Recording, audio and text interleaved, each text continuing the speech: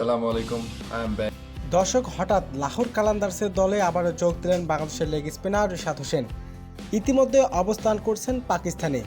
তবে এবার Pakistan super league পিএসএলে বাংলাদেশের 3 জন ক্রিকেটারকে একই দলই দেখা যাবে। তবে আবারও লাহোর কালান্দার্সের দলে যোগ দিয়েছে বাংলাদেশের লেগ স্পিনার রিশাদ। দলে যোগ দিয়ে হঠাৎ লাইভে এসে কি বললেন রিশাদ হোসেন? দর্শক, বিস্তারিত থাকছে ভিডিওর প্রতিবেদনে। দর্শক, আরব আমিরাতের বিপক্ষে ম্যাচ থাকার পর আর পিএসএলে যোগ দিতে পারেনি রিশাদ। তবে ম্যাচ শেষ করে আবারও লাহোর কালান্দার্সের দলে যোগ দিয়েছে বাংলাদেশের লেগ স্পিনার রিশাদ হোসেন।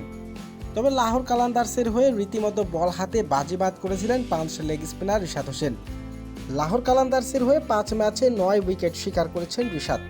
আর পাকিস্তান সুপার লিগ পিএসএলের সর্বোচ্চ উইকেট শিকারকারী তালিকায় এখন রিশাদ। আরব আমিরাতের বিপক্ষে ম্যাচ শেষ করে তড়িঘড়ি করে পাকিস্তানের উদ্দেশ্যে উড়াল দিয়েছিলেন রিশাদ। আর এবার লাহোর কালান্দার্সের একাদশে যোগ দেন তিনি। তবে পাকিস্তান সুপার লিগ পিএসএলে আবারও একাদশে সুযোগ পেতে যাচ্ছে রিশাদ হোসেন। আর হঠাৎ লাইভে এসে রিশাদ হোসেন বলেন, আমি আবারও লাহোর কালান্দার্সের একাদশে যোগ দিয়েছি। বাংলাদেশের ফ্যানদের জানাই অভিনন্দন আমাকে সাপোর্ট করার জন্য।